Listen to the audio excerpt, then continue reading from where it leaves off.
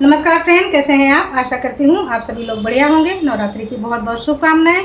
आज हम कुकर में एक बार में 4 तरह की रेसिपी बना करके आपको दिखाएंगे। बनाने में 20 मिनट का समय लगेगा और एक थाली आपकी बनकर तैयार हो जाएगी। तो चलिए शुरू करते हैं। तो इस रेसिपी को मैं कुकर में बनाने वाली हूँ, इसलिए मैंने कुकर ले लिया है। यहाँ पर हमने कुछ शकरकंद ले ली है, ये 400 ग्राम है। और आलू ले लिए हैं, ये 300 ग्राम है। मूंगफली के दाने ले लिए हैं। अब हम कुकर को ले लेते हैं और इसमें धुली हुई साफ की हुई शकरकंद को डालते हैं। इन सामान को हमने पहले ही धो करके साफ करके रखा हुआ है। तो एक साइड में हम शकरकंद को लगा लेंगे और दूसरे साइड में आलूओं को लगा लेंगे। और इधर ये जो मूंगफली के दाने बच गए हैं, तो इनको मैं पहले वॉश करूँगी। मूंगफली के दानों को हमने बहुत अच्छी तरह से धो लिया है। अब इसमें हम डाल देते हैं पानी। और इधर ये जो आलू और शकरकंद है, इनके अंदर भी हम पानी डाल देते हैं। तो यहाँ पर हमने 1.5 गिलास पानी यूज़ किया है। तो मूंगफली के दानों को हमने डब्बे में अच्छे से पैक कर दिया है। अब हम ढक्कन को बंद कर देते हैं और कुकर को गैस पर चढ़ा देते हैं। और जब तक कुकर में सीटी आएगी तब तक हम यहाँ पर कुछ मसाले तैयार कर लेते हैं।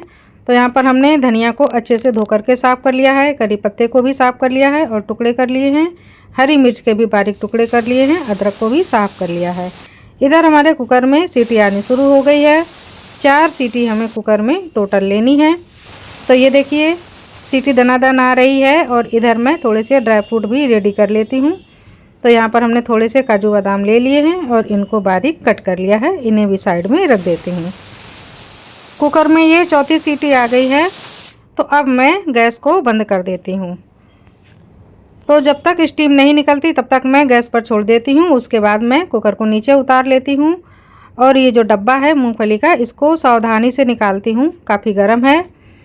तो ये देखिए आलू और शकरकंद बहुत अच्छे से उबल गए हैं, इनमें क्रैक भी आ गए हैं। तो अब एक थाली में निकाल लेती हूँ। अभी ये बहुत गर्म है तो इनको निकाल करके रख देती हूँ ठंडा होने के लिए। तो हमने सारी शकरकंदें आलू निकाल लिए हैं और ये मूँगफली, इनका भी ढक्कन खोल देती हूँ। तो इनका जो पानी है इसमें ये देखिए ब्राउन कलर आ गया है, इसको निकाल देती हूँ। मूंगफली भी अच्छी उबल गई हैं, इनका छिलका आसानी से उतर रहा है और ये पक गई हैं। तो अभी इनको मैं ठंडा होने के लिए थोड़ी देर के लिए छोड़ देती हूँ। तब तक मैं शाम का दिया बत्ती कर लेती हूँ। उसके बाद मैं आऊँगी वापस अपने काम पर। तो हमने माता जी का भोग लगा दिया और अब मैं वापस रेसिपी की तरफ आती हूँ। तो ये मेरी शाम की व्रत रेसिपी है। अब मैं इसको शाम को बना करके खाऊंगी। तो अब मैं उबले हुए आलूओं को छील लेती हूँ और ये जो शकरकंद है इनको भी छील लेती हूँ। तो ये देखिए दोनों चीज़ों को हमने बहुत अच्छे से छील लिया है। और अब हम एक उबला हुआ आलू साइड में रख देते हैं और ये जो बाकी के 5 आलू हैं इनको मैं कट कर लेती हूँ। तो इनको मीडियम साइज़ के टुकड़े में हमने कट कर लिया है। बहुत बड़े बड़े पीसेस नहीं रखे हैं और बिल्कुल बारीक भी नहीं किया है। इस तरह से हमने आलूओं को कट कर लिया है। और इधर ये जो शकरकंद हैं ये काफ़ी सॉफ्ट पकी हैं, तो इनको भी मैं छोटे छोटे टुकड़ों में काटूंगी, इनको बिल्कुल मैश नहीं करूंगी। तो ये देखिए इस तरह से हमने बीच में कट लगा दिया और शकरकंद के टुकड़े भी कर लिए। दोनों चीज़ें छिल करके कट करके रेडी हो गई हैं। अब हम चलते हैं गैस की तरफ।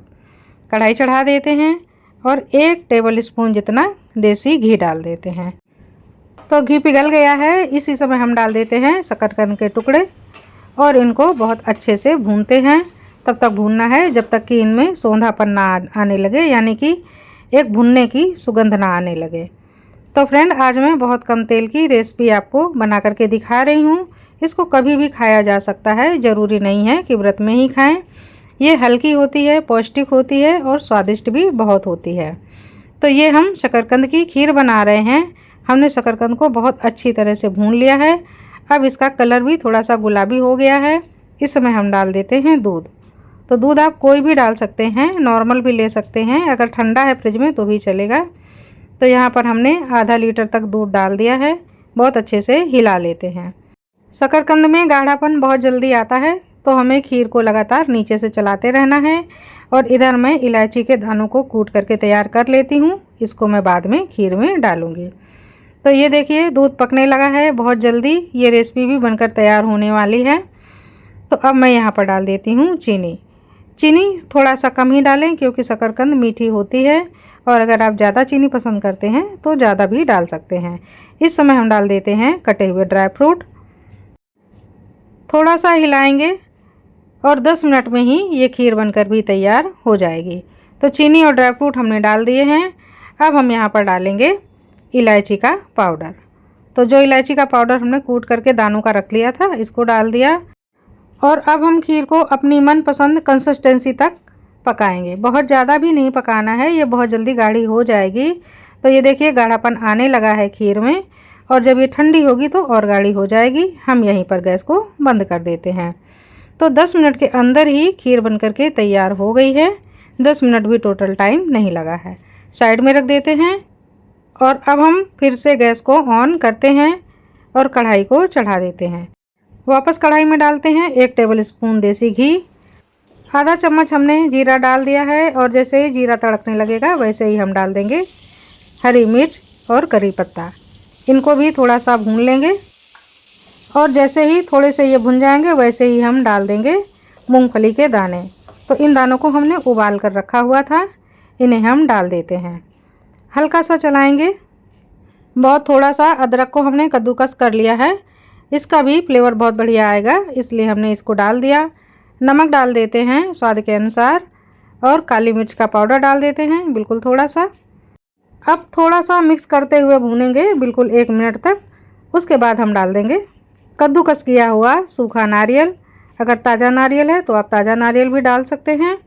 और अब धनिया डाल देंगे, और अब थोड़ा सा और भून लेंगे, और ऊपर से नींबू का रस निचोड़ देंगे। तो ये मूंगफली का सुंदर बनकर तैयार है। इसको आप कभी भी बनाकर खा सकते हैं, चाय के साथ भी बहुत अच्छा लगता है। बिल्कुल 2 मिनट में ही इस रेसिपी को हमने बना करके तैयार कर लिया है। एक बर्तन में निकाल लेते हैं, और ये देखिए कितना बढ़िया मूंगफली का सुंदर बनकर तैयार हुआ है। आप कभी भी इसको बनाकर खा सकते हैं, बच्चों को टिफ़िन में भी दे सकते हैं। अब वापस इसी कढ़ाई को चढ़ा देते हैं। 2 टेबल स्पून हम घी डालेंगे, फिर से आधा चम्मच जीरा डालेंगे, कड़ी पत्ते डाल देंगे, हरी मिर्च डाल देंगे। इन सबको हल्का सा भूनेंगे, बहुत ज़्यादा नहीं भूनना है, नहीं तो खांसी आने लग जाएगी। और अब ऊपर से उबले हुए आलू डाल देते हैं और बहुत अच्छे से भून लेते हैं। आलू को थोड़ी देर भूनना है, कम से कम 2-3 मिनट, जिससे कि इसमें गुलाबीपन आ जाए और एक सौंधापन यानी कि भुनने की सुगंध आने लगे। तब तक हम आलूओं को भूनेंगे। तो ये मैं बना रही हूँ सूखे आलू की सब्ज़ी। आप चाहें तो इसको रसेदार कर सकते हैं। अगर आप टमाटर पसंद करते हैं तो टमाटर भी डाल सकते हैं। नमक डाल दिया, तो यहाँ पर हमने सेंधा नमक डाला है और हरा धनिया डाल दिया। और अब मैं डाल रही हूँ स्वाद बढ़ाने के लिए थोड़ा सा काली मिर्च का पाउडर। व्रत की रेसिपी में मसाले नहीं पड़ते हैं, बहुत नाम मात्र के ही पड़ते हैं, लेकिन इतने से ही रेसिपी बहुत ही स्वादिष्ट बनती है। तो हमने भूनते हुए बहुत अच्छे से इसकी खुशबू आने तक भून लिया है। और अब हम थोड़ा सा अदरक डाल देते हैं। अगर आप पसंद करते हैं तो अदरक को भी कद्दूकस कर लीजिए और अच्छे से आलूओं को भून लीजिए। ये मैं सूखे आलू की सब्ज़ी बना रही हूँ। अगर आप इसमें चाहें तो धनिया को पीस कर भी डाल सकते हैं, तो धनिया आलू की सब्ज़ी भी बना सकते हैं। आपकी चॉइस पर है, आप अपने घर में जो चीज़ें खाते हों वो डालिए। और अब ऊपर से मैंने नींबू निचोड़ दिया, और अब मैंने गैस को बंद कर दिया। नींबू निचोड़ने के बाद रेसिपी में ज़्यादातर पकाया नहीं जाता है, लास्ट में ही नींबू निचोड़ा जाता है। तो थोड़ा सा हिलाते हुए हमने ठंडा करने के लिए छोड़ दिया है। तो ये देखिए कितने बढ़िया आलू की सूखी सब्ज़ी बनकर तैयार हुई है। इसमें बहुत अच्छी देसी घी की और धनिया की सुगंध आ रही है। तो ये तीसरी रेसिपी फटाफट बनकर तैयार हो गई है। ये देखिए फ्रेंड, है ना, कुकर में हमने कुछ चीज़ें उबाल ली और फटाफट रेसिपी बना ली। अब ये हम ले रहे हैं 1 छोटी कटोरी कुट्टू का आटा। इसको व्रत वाला आटा कहते हैं, कोई राजगिरी का आटा भी कहता है। इसमें हमने थोड़ा सा जीरा, थोड़ी सी काली मिर्च का पाउडर डाल दिया, हरा धनिया डाल दिया, और अब हम डाल देते हैं स्वाद के अनुसार नमक। आटा थोड़ा है उसी अनुसार नमक डाल देंगे, और थोड़ा सा हम तेल डाल देंगे। अगर आप देसी घी डाल रहे हैं तो थोड़ा सा देसी घी डाल दीजिए। और ये जो हमने एक आलू को साइड में पहले कर दिया था, उबले हुए आलू को, इसको हम कद्दूकस कर लेंगे। तो बिल्कुल बारीक वाली छन्नी से हम कद्दूकस करेंगे, जिससे बिल्कुल भी गांठें आलू में ना रहें, और इस तरह से बिल्कुल पेस्ट की तरह आलू निकले। तो ये देखिए इस तरह से हमने आलू को मैश कर लिया है। और अब मैं बिना पानी डाले आलू से ही इस कुट्टू के आटे को गूँथ लूँगी, क्योंकि कुट्टू के आटे में बहुत ज़्यादा पानी नहीं पड़ता है, ये पतला हो जाता है जल्दी से। और अब ज़रूरत पड़ेगी तो उतना छींटा मार मार करके हमें आटे को गूँथना है। तो अब मैं थोड़ा थोड़ा पानी से छींटा मारते जाऊंगी और इसी तरह से आटे को थोड़ा सा टाइट ही गूँथूंगी, क्योंकि ये ऑटोमेटिक बाद में लूज हो जाएगा। इस बात का मैं ध्यान रखना है कि बहुत ज़्यादा आटा गीला ना होने पाए, क्योंकि ये थोड़ी देर रखने के बाद गीला होने लगता है। तो जब भी इसको गूँथें फटाफट पूरियाँ बनाना शुरू कर दें, नहीं तो ये ढीला हो जाएगा और फिर आपको आटा और बढ़ाना पड़ेगा। ऊपर से थोड़ा सा तेल लगा लेते हैं जिससे कि चिपके ना। और अब इसको साइड में रख देते हैं और अब फटाफट पूरियाँ तलना शुरू करते हैं। तो यहाँ पर हमने एक पैन में तेल चढ़ा दिया है और एक हमने प्लास्टिक ले ली है। इसको कुछ इस तरह से हमने कट कर लिया है, दोनों साइड में हम तेल लगा लेते हैं। और अब बिल्कुल छोटी सी लोई तोड़ेंगे पेड़े के जैसी। इसको हाथों से घुमाते हुए इसी प्लास्टिक में रख देंगे और ऊपर से दूसरे साइड से पलट देंगे। तो जैसे पूरी बेलते हैं बस इसी तरह से, या पापड़ को बेलते हैं इस तरह से हमें हाथों से बढ़ाना है, बेलन से नहीं बेलना है। और इस तरह से थोड़ा हम बढ़ाएंगे तो पूरी बन करके तैयार हो जाएगी। ये ज़रूरी नहीं है हर एक पूरी फूले, क्योंकि इसमें मिर्च के टुकड़े भी हैं, हरा धनिया भी है, मसाले भी हैं, तो ये उतनी नहीं फूलेगी। अगर ये सादा पूरी होती तो ये फूल जाती। तो अब देखते हैं तेल कितना गर्म है। पहले एक पूरी डालकर देखते हैं। दूसरे साइड से तेल को हम उठाते हुए कलछी से पूरी के ऊपर डालेंगे और उसके बाद में सावधानी से पूरी को पलट लेंगे। तो इसके लिए हम चिमटे का सहारा ले लेंगे।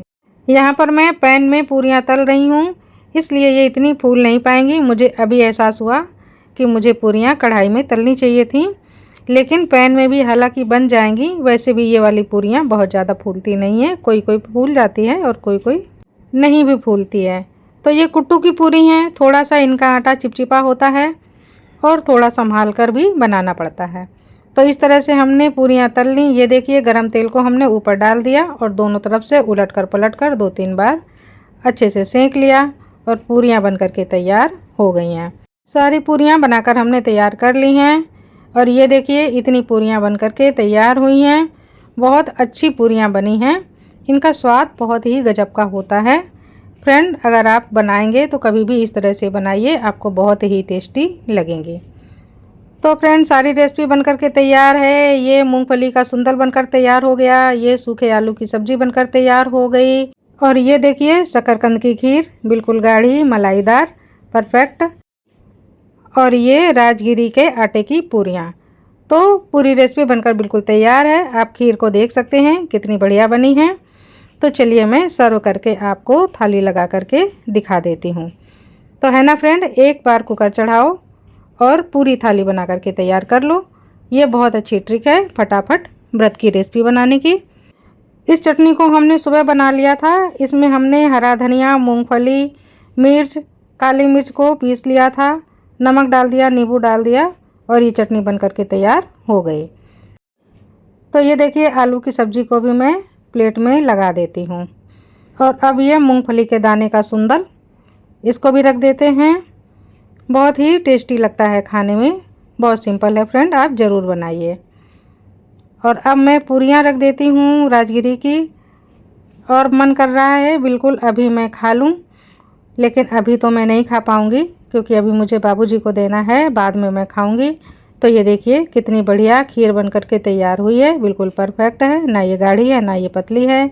इधर ये हरी चटनी है और ये सूखे आलू की सब्जी है, इधर ये मूंगफली का सुंदल है और ये राजगिरी की पूरी है।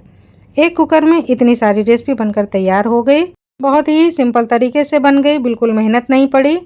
तो ये देखिए मेरी थाली फ्रेंड तैयार है, आ जाइए खाने के लिए। तो मैं इसी तरह से रेसिपी बनाती हूँ, मेरी रेसिपी बहुत ही सिंपल होती है। तो फ्रेंड, अगर आपको मेरी ये व्रत की थाली पसंद आई हो तो लाइक, कमेंट और शेयर कीजिए। मिलती हूँ नेक्स्ट वीडियो में। नमस्कार।